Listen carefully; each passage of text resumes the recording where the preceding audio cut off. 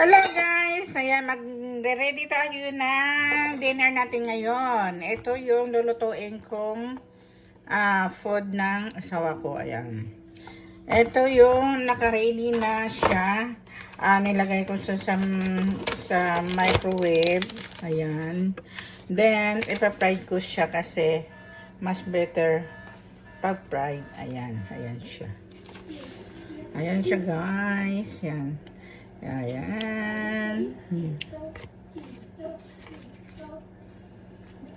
Look good. Look good. Ayan, look good. Ito naman yung sauce niya.